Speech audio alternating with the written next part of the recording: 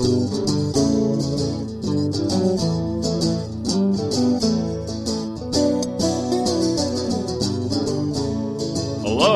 and welcome to Vacation Station, hosted by Lisa and Nancy, editors of BigBlendMagazines.com.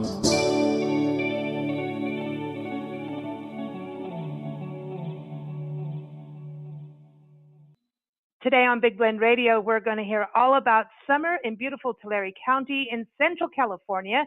Now, this region is home to Sequoia and Kings Canyon National Parks, the giant Sequoia National Monument, and the sequoia-national-forest. And it really is like the awesome summer vacation destination for sure. I mean, there's all kinds of outdoor activities. You've got the giant sequoia trees. You've got festivals, shopping, dining. I mean, it is one of the agricultural destinations too. Like if you're into farm to table food, this is the place to go.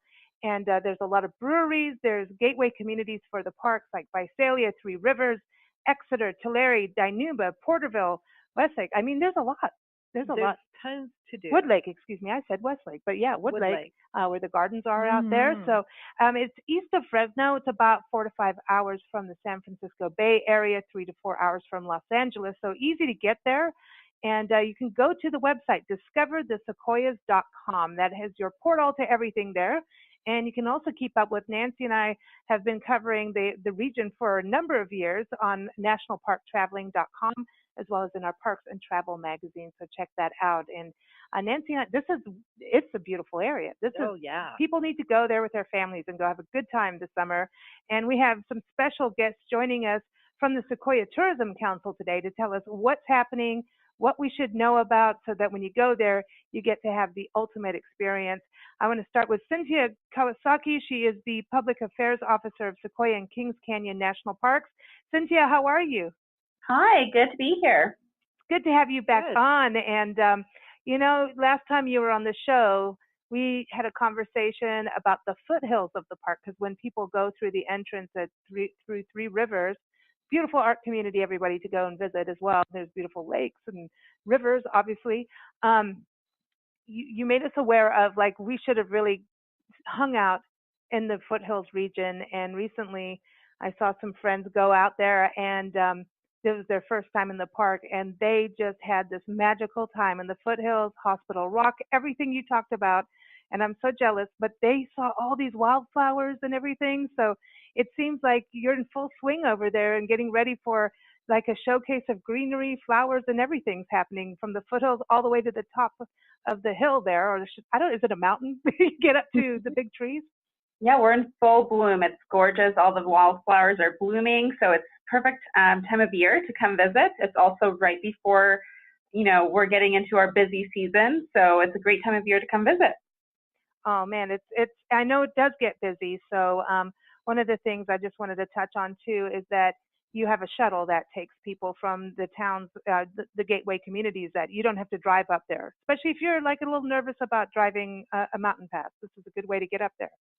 Definitely. No, it's a great thing that we have partnered with Visalia and the Visalia shuttle. So it's $15 for a round trip per person.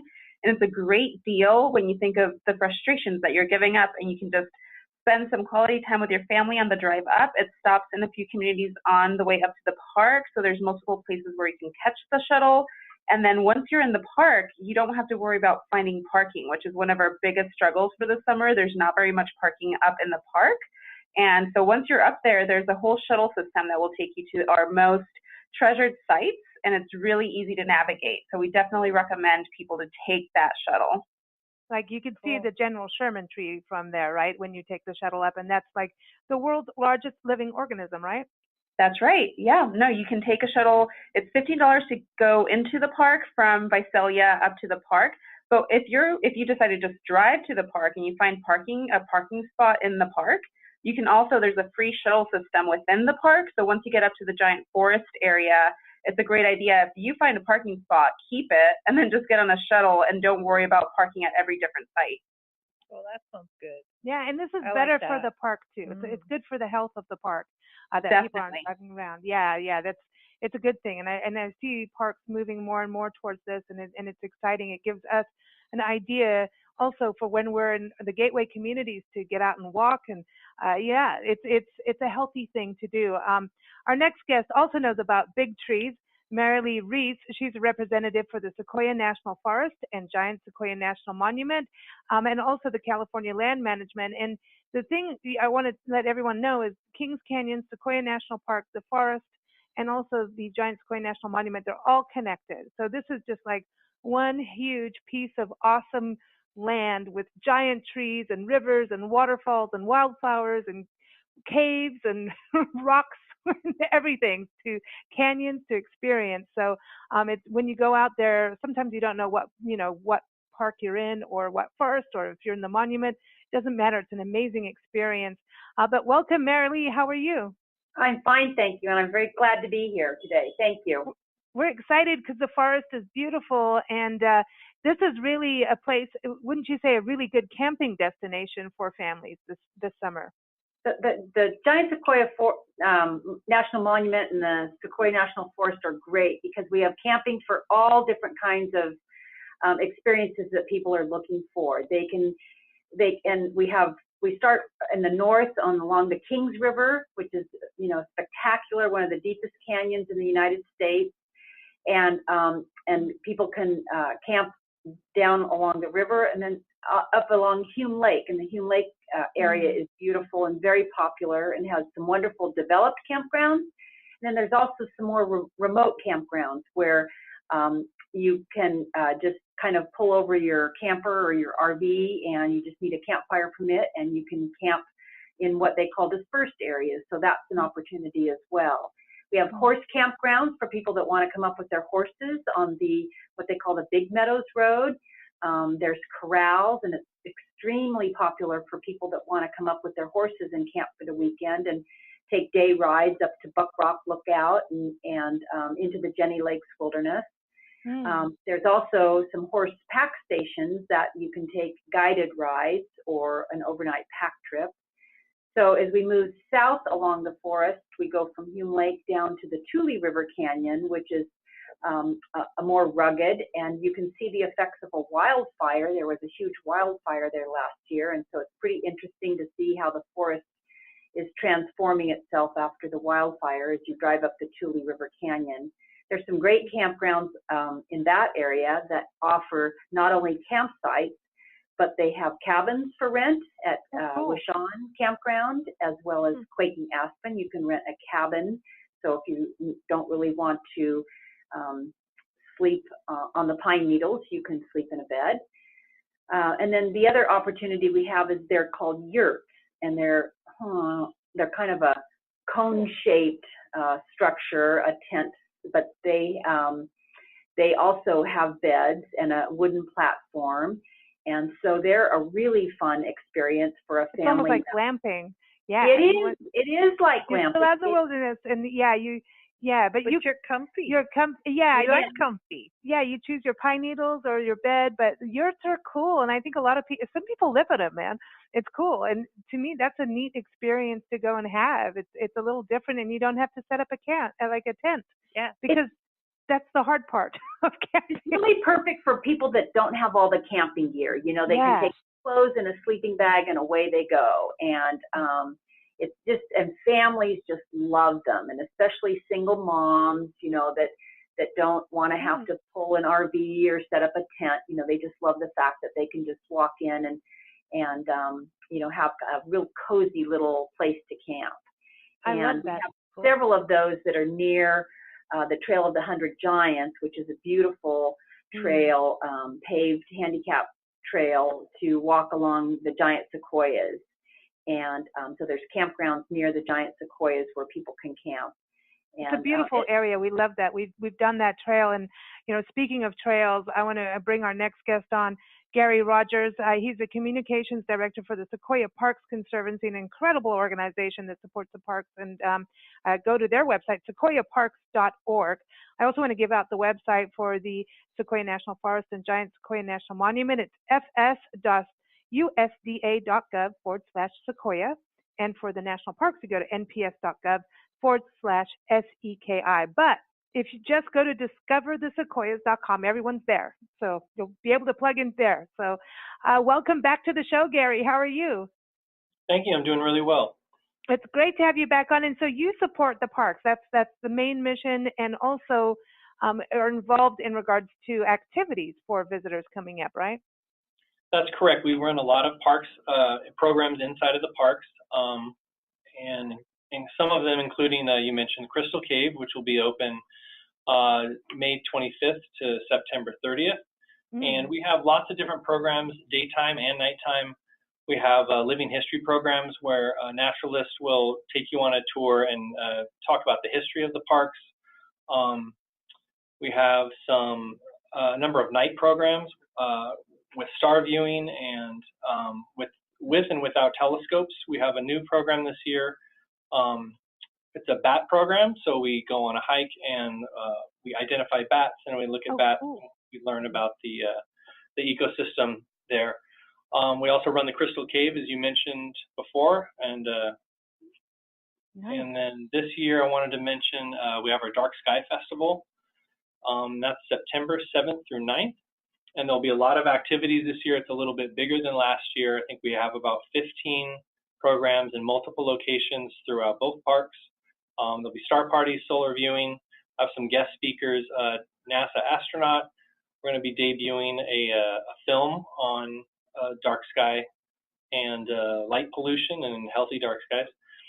And all of this stuff is on our calendar and some brochures you can download on our website. I think this is so cool because, you know, the dark sky, I know we talked about that before when you were on the show. I know with you too, Sintia, we were talking about this, where once you get up into these, you know, protected places, the forests, the parks, it's something that a lot of us don't get to experience on a daily basis. And we think we're seeing the stars when we're in a city, and we're like, yeah, you can see them. But then once you go into a park, you know, a lot of us think about parks or hiking during the day, but the night, this is like a whole other, I mean, you can experience the park and the forest 24/7 when you go out and just start to look at the sky. I mean, it becomes this magical, I mean, it's a jaw-dropping experience, isn't it, Gary? I mean, really, to see that. You know, it truly is, and if you haven't seen it in a while, it always surprises you every time you see it again. Yeah, I want to go to our gateway communities. Nancy, this is one of our favorite things, is to hang out in the parks, but then also go look at the local communities, and because there's shopping, there's food, and this is an entire agricultural belt. So you're talking about plums and grapes and citrus and you name it. It's growing out there, all kinds of nuts. So your food is farm to table, and this is incredible. A lot of the downtowns, I know Three Rivers is an art community, so it kind of winds its way along Lake Kauai, or the Kauai River, I should say, and there's Lake Kauai out there. But then when you start looking at all the other communities, it's more historic downtown. Like Visalia is the major city, and that's a historic downtown. But let's go to Sandy Blankenship. She is the executive director of the Exeter Chamber of Commerce, and you can go to exeterchamber.com for her website and to keep up with the events. But this truly is this very vibrant, colorful, historic downtown. Sandy, how are you? I'm great. How are you guys? We're doing good. How is our little favorite kitty cat? Yes. I don't think he likes us to say kitty cat because he's like the dude, right? Walter, yeah, the town cat. Yeah, he's been enjoying all the visitors coming and going from the park and forest. We've had a lot of visitors through our office. Spring, summer, and fall are really big for us. So at least once or twice a day we have someone traveling. So it's really been exciting, and he's enjoyed it thoroughly. I know, and people go in just to get their kitten fix because, you know, how many people travel with their cat into a forest? Like that doesn't happen as much. I mean, maybe you bring your dogs, but some people are able to travel with their cats, but I don't think very many are going to be able to do that. But I know people actually come in just into the office to see Walter. That's, you know, we're going to Exeter. He's a tourism attraction. He really is. He is. Oh yeah, he's very handsome. Well, and here's the thing. It's called Exeter, a colorful town. It's one of America's prettiest painted places, right? And it's because of all your murals and, you know, all the flowers and everything in bloom. Yes, We just completed another mural. It's a small mural called Anna's Flowers, and it's about the Anna's hummingbird is why it's called Anna's Flowers. And she has a few hummingbirds in there. It's a folder with some of the native flowers like the lupin and columbine and mariposa lilies and different things like that. So it's a really nice centerpiece to two of our larger murals with about Mineral King. And so it kind of just finishes off of that area. It's very, very nice. So you'll need to come and see it. If you haven't been to Exeter lately, come and see our new mural. And how many now are you up to? That's 32. Wow. Okay. So we have That's retired impressive. 3 or 4. So technically we don't have that many, but we have to keep them numbered consecutively. Wow. And then there's shopping and dining, and you've got like in brick buildings. That's the thing. That's the other part I love is the old brick buildings. You know? We have the historic Exeter Mercantile, where on one side you have fine china and beautiful housewares and cookware, and then on the other side you can buy a wrench or a tractor or what are those little farm 4-wheeler things they take? That's mules. So that's things they use to make veggies after they dig up the earth. Not a horse. Yeah, hose and things. Yeah, all that stuff. Yeah, that implements. I like the word implement. Implement. Yes, I think that's a good. Go get your implements here. But and antiquing, that's the other thing. You have antiquing. That's that's a growing thing for you. We have about 5 or 6 antique stores in town. We have one just a little bit outside of town called Rocky Hill Antiques, and it's fabulous. It's huge. It's in an old packing house out on the corner of Spruce and Rocky Hill. It's fabulous, and so is the others in town as well. Very cool. You won't be disappointed. Oh, Exeter's cool, and they've got like a brewery now, right? You got a wine, you got Monet's with wine, you got breweries, you got Mexican food, you got all kinds of food, and it's just French food that you can't find too easily around the valley. And apparently you got painted rocks now too. You don't just we have Exeter rocks, and that's really taken up. When we have mural tours or whatever, some of the people in that organization, they go out and they'll plant rocks for people to find if they're visitors. It just adds a little element to their mural tour. Especially children absolutely love it. But it's gotten real popular. That's cool. Everybody, again, exeterchamber.com. Our next friend joining us is Donnette Silva Carter. She is the CEO of the Tulare Chamber of Commerce, and you can go to tularechamber.org. And Tulare is another charming historic downtown, but they also have what's the Tulare outlets. So if you're into shopping, you've got the antiques and the boutiques, and then you've got the outlet shopping. And I know that's really why Donnette moved there. Welcome back, Donnette. Thank you so much. And I definitely am a shopper. My husband probably will attest to that, as most of our friends. Actually, you're going to get a Harley soon, and then you're going to be in trouble. I know. Then we'll be even, huh? No. We actually just had a new store called B2 Outlets that opened in the outlet center, and kind of a unique shop because of the fact that they give back 51% of their profits back into the community to support community causes.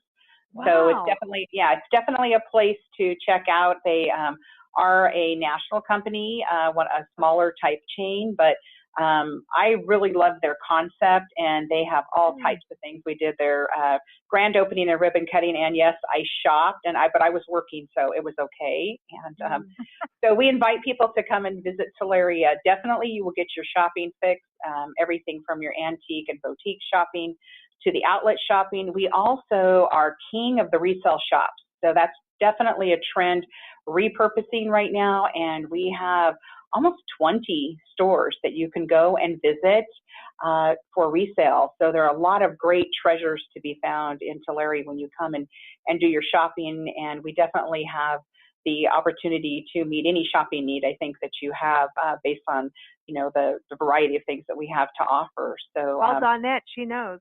I know. Yes, I'm always happy to direct you. It is, I work to shop. I work to shop. That's it. You know what? Yeah. That's exactly it. That's exactly what I do. I enjoy shopping, and I'm happy to help other people to shop and to show them how to spend their money too. Go girl, and she's like, come to my town for that. So also this is the thing, Tulare is like the dairy land, and if you want to know about dairy, you go there. And at the same time, you have an international institution.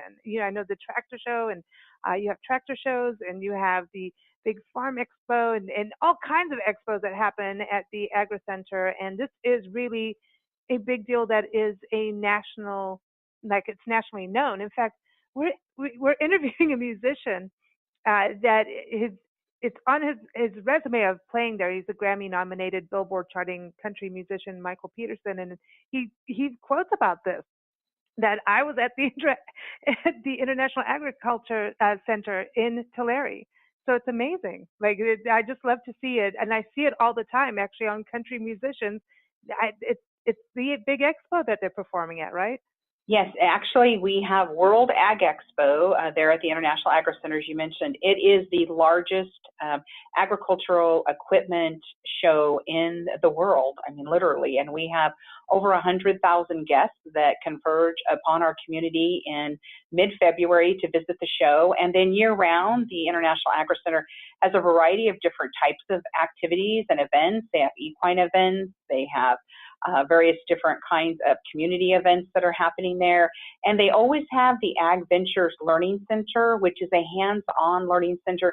You have an opportunity, especially for kids, to come through and to find out that the food that they eat doesn't really come from a store. It is grown locally. I mean, we definitely are the breadbasket to the world. Mm-hmm. And so it's great for the kids to come through and actually learn about farming and also the dairy industry, because Tulare is the dairy capital of the world, Tulare County essentially, but Tulare most certainly because of all the number of dairies that we have in our community.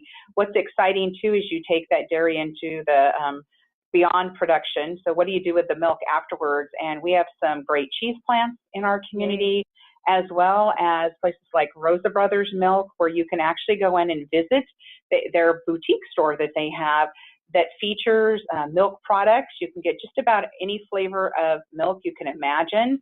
They have from traditional white milk, they have chocolate milk, they have your strawberry, root beer milk, orange milk, all kinds of flavors, as well as an ice cream shop. So they do ice cream production.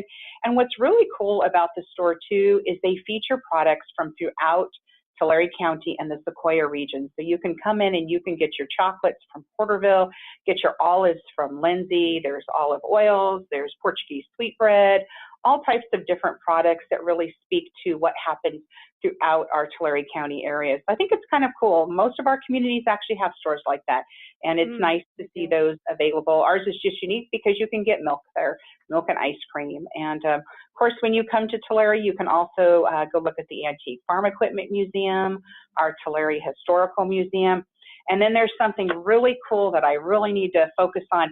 We have just had a group that travels throughout the United States to restore B-17 bombers. And so we have Preston's Pride, which is located at our Medford Airport, and it has just been restored, and it is the best it ever has.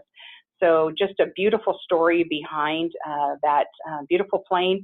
And we welcome people to come, and you can get right up close and personal and take your photographs and really learn about the history of Preston's Pride. So a new feature, or let's say a renewed feature, because she's looking really good right now. And so we welcome people to come into the community. We have concerts in the park, all types of flavors to savor for our restaurants. And you mentioned farm to table, and that's definitely something you're going to find within the community. So come out and visit us. And on a hot day in the summertime, we have a great place with water slides for the kids and the whole family to enjoy. Right, there's a lot going on. I know. I think I want to go down the water slide, and then I want to end up with an ice cream cone as big as the sequoia tree. I know, that's it, because it's the largest, the big trees. You need ice cream after, hiking and everything. And one thing, we talk about dairy. Well, in Porterville, you can get chocolate. This is another thing. This is chocolate. We've got Monte Reyes joining us. He's the president and CEO of Porterville Chamber of Commerce. And Porterville is an awesome community, beautiful historic downtown. Some really amazing stories of, the school band being over 100 years old, touring. Also, an actual the American Road. I think that I don't know if I'm getting that right, but it's everyone go to portervillechamber.org. But Monte, it's been a while since we've seen you and chatted with you on the radio, and welcome back. How are you? I'm doing great, and it's fantastic to be with you here today. And now it is an American highway, right? That what do they call it? I'm going to get it wrong. Well, it's All America City There is actually the designation, but you'll see those signs all the way along the highway into Porterville. And it's quite a designation, and those that travel to Porterville always come into the chamber and ask about it. And it predates my my stint there at the chamber, but it's still a fantastic designation. I've got the flags in the office, and as a matter of fact, we just had our Iris Festival, and I had those out just to show folks what historically the chamber has been part of in Porterville. Awesome, and the Iris, that's your symbol, that's your town flower. I mean, this is awesome. I've had the festival for years. I remember when Sutton's was, producing there, and they would come on the radio show years ago. And, when you go downtown, it's spring and fall, you'll see iris popping up everywhere, and drive around the community, and you'll walk through the community, you'll see iris everywhere, and it's so beautiful. So I'm glad to hear the Iris Festival is still rocking, and the downtown, it's just such a vibrant place. We were talking about murals. You got murals too, but the music on Main Street, that happens, is that spring and fall, right, for the music on Main Street that you have? That's correct. We have a spring session, and in June, we've got 5 weeks of wonderful music on Main Street, everything from country western to jazz, top 40, classic rock, you name it, we've got it down there on Main Street, right there at Centennial Plaza. And, it's a collaborative effort between the city and the chamber, as well as our local newspaper and local radio station. So everybody gets in on the act, and we try to get folks down there, and they have so much fun. We've got all the chairs set up, and the music is always entertaining. And of course, I'm there to introduce the act, so I guess I'm kind of partial to it. But I've seen you perform there. Like Yes. Nancy and I saw you perform there, Yes. like with Pete Grant and a number of local musicians. So do you still jam out there? Just got to check. Occasionally, but now with my position, I have a little bit more of an oversight role. So I try to keep the quality up and make sure that the PA systems are in line, and that the bands that are performing have everything taken care of. And if I do that, everything usually turns out great. And also, the one thing I remember about Porterville is that amazing museum you have. That museum, I think that's one of the coolest museums we've been to, honestly, and has so much history of the region. But then there's all these artifacts that people have had, like, I don't know, from around the world that they've collected and they've given to the museum. And then you have that whole music room that really goes back to Porterville and the high school band. I mean, that's amazing history that Porterville has. Yeah, and the high school, both of my parents went to Porterville High School, so I've heard about that my entire life. And yes, they've recently had a change in the band director at the high school, but the quality hasn't changed, and the band is still as great as it ever was. But I'm glad you brought up the museum, because there's a couple of features that have been added to the museum recently. One of them were the personal effects of the founder of Porterville, Royal Porter Putnam, a local collector from Three Rivers, acquired an entire collection of his personal belongings, his desk, his gun, and some other things.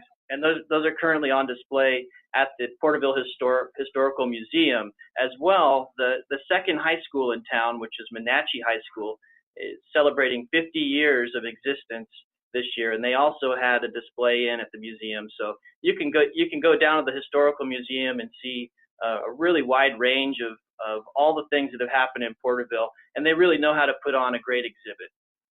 You guys have such amazing history, and what was amazing to me when we went to Visalia, and Terry Ullman took us on this historic walking tour, and then we looked and we went through all the different museums, went through Exeter, Dinuba, Tulare, and going through the museums was just this interesting history. You've got Stagecoach robbers, Black Bart. You've got you've got Civil War history going on. I mean, this is amazing history, and then agricultural history of people coming over to this region and setting up a farm and going for it and ranching. And it's just incredible. You've got Springville also, that's also Gateway. It's very close to Porterville.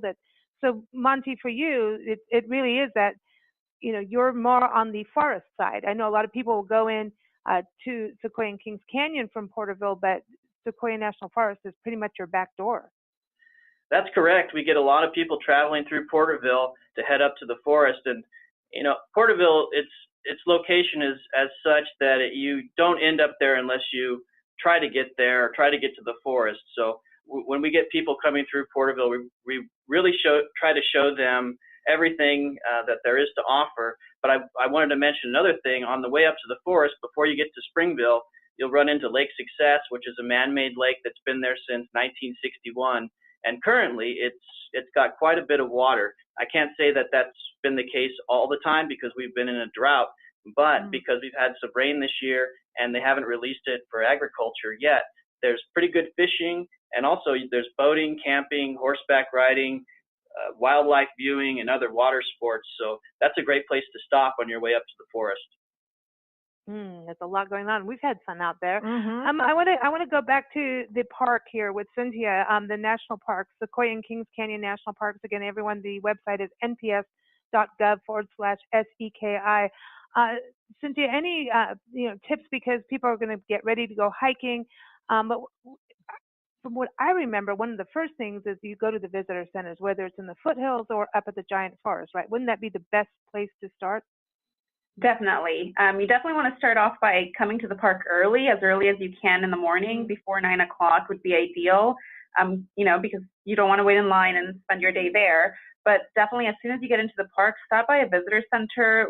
Our friendly rangers can help you with trip planning, finding a hike that suits your needs. Some people want a short, easy hike. Some people want to go into wilderness.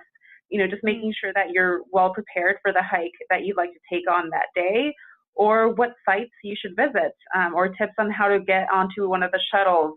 They can help you with everything. And you can also buy a really nice souvenir from the park's Conservancy and one of our visitor centers. So definitely stopping by the visitor center, arriving early.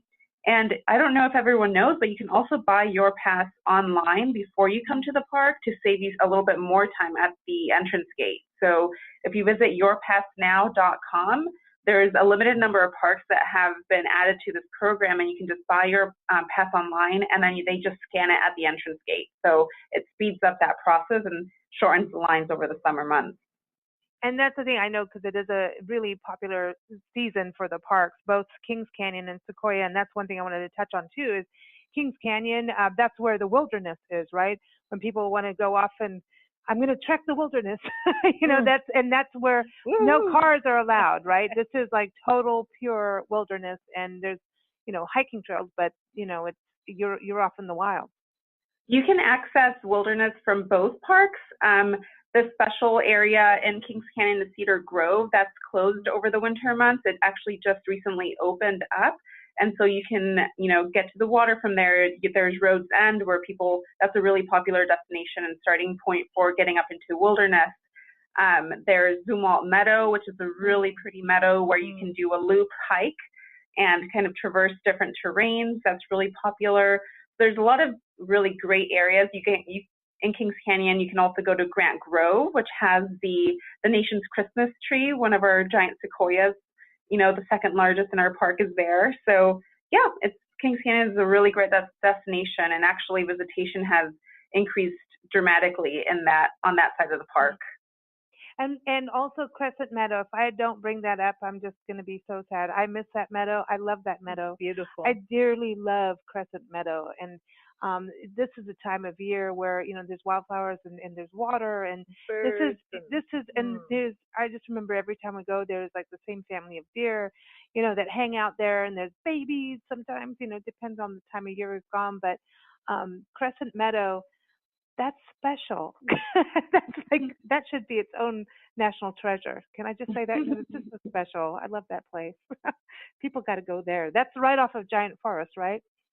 Yes, and we have so many treasures, and I think everyone, depending on your needs, you can find your own treasure, and you can, whatever you're looking for. If you're looking for solitude and just taking a hike where there's not that many people, or do you want to go to the most popular sites like More Rock or other areas, you can get those, if you want to take those Instagram worthy pictures, that's where you go.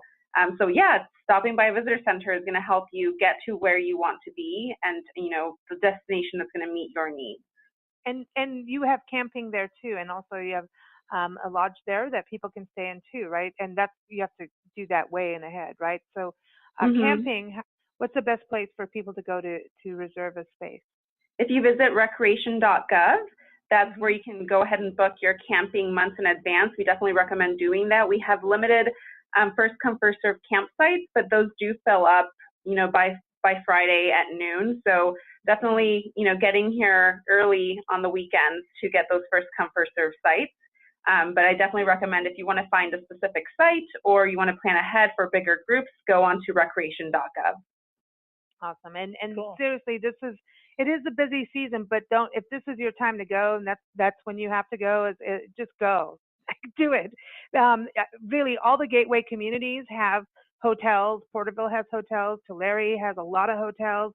Exeter has hotels, and you've got B&Bs there, Sandy, too, right? So there's and Airbnbs. Are you guys getting a lot of Airbnbs like that happening in your region? We have a few, yes. Okay, so there's vacation rentals. I know in Three Rivers there's vacation rentals. Right. So there's a lot of choices of lodging. So again, the website is discoverthesequoias.com, and also we have some information. You can see our stories over the years if you go to nationalparktraveling.com. But before each of you go, and it's been such a pleasure having you back on, and Nancy and I are just sitting here going, we're in Time Tucson. for a visit. You guys talk about, it gets warm out there, but let me tell you, it gets a little warm. It's already there here, and we're ready to roll and come up and see you guys. I wanted to ask each of you one thing that we may not have touched on, that, a must do this summer, like that you have to do this summer. And if you tell everybody, if you come up in my area, you've got to do this. So let's start with you, Monte. One thing that everyone has to do this summer. Well, I think if you're coming to Porterville, you're probably going to come down Main Street. And if you hit Main Street, you've got to stop by Stafford's Chocolates, because I've heard this month they're introducing an horchata chocolate that is something new that they're offering. And you don't have to stop there. They've got a lot of innovative designs in their chocolate and confections, as well as a lot of good coffee drinks. I just had one that was April Showers.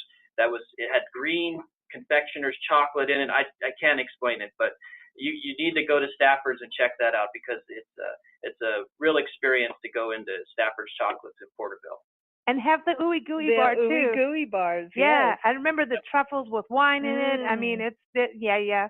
And give out shout out to Reyes and Three Rivers. I mean, there's chocolate. I'm telling you, this is the thing. You can hike, you can, go out in the wilderness, you can do all this amazing outdoor stuff that's cool. Like you go out on the lakes, you can have this amazing time, bird watch, all of it. But at the end of the day, you need sustenance. And that's one thing that Tulare County is super good at. They will fill you up. Here's your food. And if you bring your shopping bags, they will fill you up with merchandise too. So there it is. And you get to have art and music and festivals, 4th of July events. I mean, it's just one of those places that every time you go there, you're just going to keep wanting to go back and back and back, because you can never finish it all. All the museums, art galleries. So Donnette, one thing everybody needs to do this summer.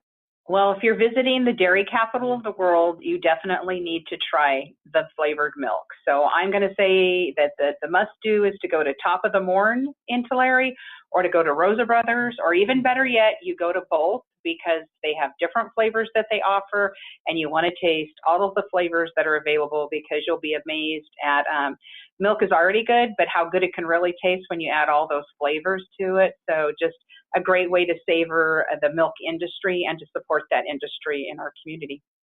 Can we add Kahlua or Bailey's? No, just cool. I'm sure some people do, but they don't sell those at those locations. But you're definitely gonna get some great experience.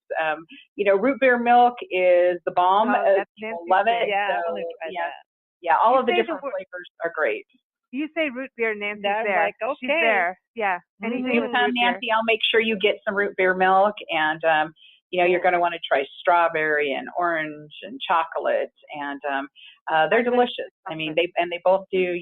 There's great ice cream and milkshakes and different other flavors of things when you visit both of those locations in Tulare. So the must-do, especially in a hot summer, you know, go get yourself some great ice cream or a great milkshake, you know, that has all of these wonderful flavors. We need that right here in Tucson right now. I'm just saying. It sounds like you need to come to Tulare County in the Sequoia region to cool off. I know. Yeah, you need to go in the park, get in the shades of the trees, go in the forest, go hang out with all the wildflowers and the animals. There's so much to do. Okay, Sandy, what is your must-do this summer? Oh my, that's a tough one. I think you would need to visit our murals, but you need to come early before it gets too hot. And then you can go over to Exeter Hobbies and race cars, and he'll show you how to operate drones and different things. That's a great place to get out of the heat. And of course, our shopping is great. We have a new store called E Street Market. It carries lots of products from around Tulare County and a little bit outside of Tulare County if it's not made here. But they also have the milks and cheeses and all kinds of things from around. They're kind of a farmer's market store. And they also have wine. You can buy it by the bottle. You can taste it first as well. So they have wine tasting. But yeah, it's got something for everyone. Excellent, excellent. Now, also, that we go back into the parkland. Gary, over with the Sequoia Parks Conservancy, what is your summer must-do? I would say that this year you should visit the Crystal Cave. This year is actually the 100th anniversary of the MPS discovery of the cave. Oh, wow. It's a great place. It's truly fascinating. It's hard to believe that something like that even exists, and it's also it's nice and cool. If it's a hot summer day, it's a good place to go and beat the heat for a while. It's really neat, and the hike down there has waterfalls and all these wonderful flowers, and it's so pretty. It's like it's a whole different view of the park when you go there. It's just every time you turn around, there's another view. But I mean, it's amazing. Well, let's go back into Sequoia National Forest and Giant Sequoia National Monument with Marilee. Marilee, tell us a little bit about one thing that people need to do that they may not know about for the forest. I think something that is always awe-inspiring, no matter how many times I take a hike in the giant sequoias, those trees are so truly amazing. They never fail to just have me in total awe. And it's always worth the trek, the drive, whatever. And we have a great Trail of the 100 Giants. And the trees are just magnificent. And words and pictures can't describe them. But when you're standing there looking at these magnificent trees, it's very special. I'm with you on that. And I think what's great is that trail is wheelchair accessible. And people can go there. They can see trees that have fallen down. I mean, so you can really, and sometimes that's what it takes to really be able to see how huge they are. I got to see those trees and actually walk on them when it just first had happened, when those two trees had fallen. And it's amazing. It's really mind-blowing how large these trees are. You know, I know we were talking about the General Sherman tree, and as I recall, that is like the size of the Sequoia shuttle, the length of it, you know. So it's like it's amazing to see how big these trees are. People slow their car down. You have to stand by one to get it. Yeah, everyone does the jaw drop, and it takes a group of people to wrap your arms around one. You can be a tree hugger, but you can't hug the whole tree yourself. No, not even a little. It's a group effort. Yeah, you need a lot of people, but it's just so you don't really get the full impact of the tree. We're all good with films and photos and such, but you got to go stand right there and look up. It's amazing. And the forest is amazing. There's 33 groves, right, Marilee? 33 groves of the sequoias in the forest. Yes, and some of them, like Trail of the 100 Giants, has a developed trail, but some of the groves in the forest are just out in the forest. And so you can truly walk among the giants. Yeah, that's neat. So pretty cool. Sintia, tell us what is your one thing that people need to do this summer? One thing people definitely need to do is participate in a free ranger program, whether you're camping and that you go to a campground ranger program, or you're stopping by one of the visitor centers and want to do a short ranger walk. We post those weekly, so if you just stop by a visitor center, you can get the schedule and plan to attend one depending on where you are in the park on that given day. But definitely we have our seasonal rangers, on board to help with those, and they're just really excited to host those for our visitors. So definitely go to one of those. And you're right, because you get so much more out of your visit. Yeah. Because there's so much knowledge that they have that they give to you. Yeah. And now you know what you're looking at. We find it so important. It is, and go to the visitor centers, go to the museums, connect with all of these places, because you just get that full perspective of where you are. And the sequoia trees, this is the only place in America that you're going to see them is in the Sierra Nevadas. Yosemite, Kings Canyon, and the sequoias and the sequoia-national-forest. This is it, right? Am I right about that? That's it. That's right. Yeah.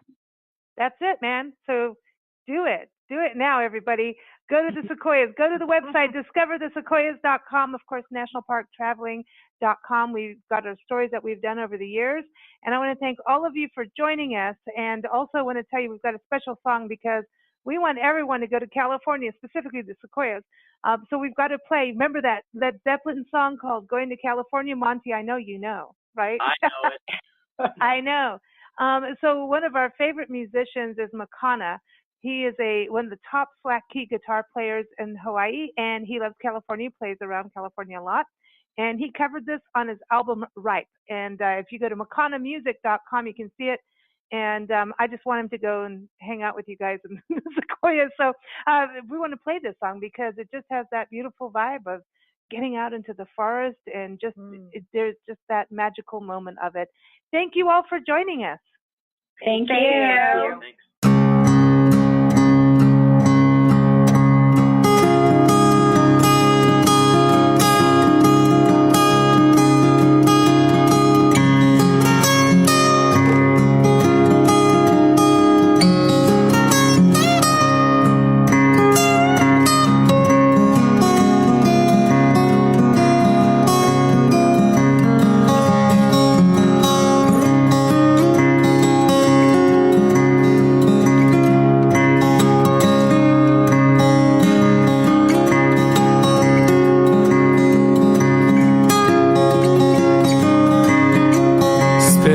Days with a woman unkind, smoked my stuff and drank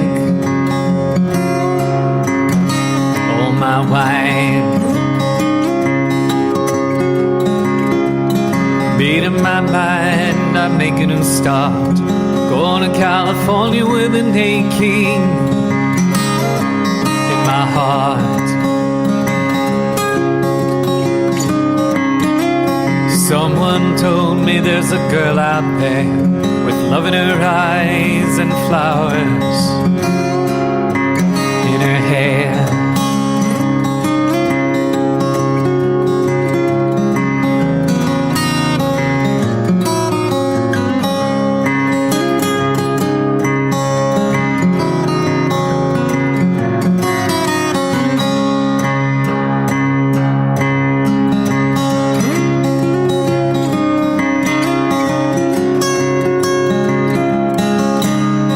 Took my chances on a big jet plane. Never let them tell you that they were all the same. The sea was red, the sky was gray. I wondered how tomorrow could ever follow today. Mountains and canyons started trembling and shake. Children of the sun begin to awake. Seemed like the wrath of the gods gonna punch on the nose and installed on the floor. I think I might be sinking.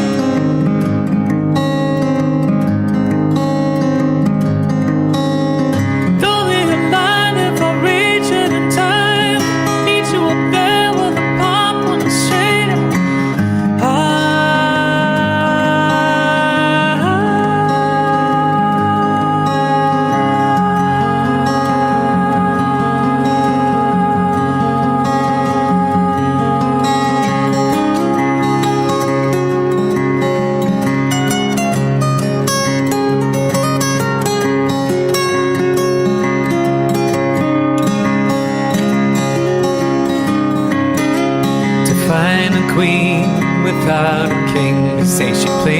guitar, she cries, she sings. Ride a white mare in the footsteps of dawn, trying to find a woman who's never, never, never been born. Standing on a hill in a mountain of dreams, telling myself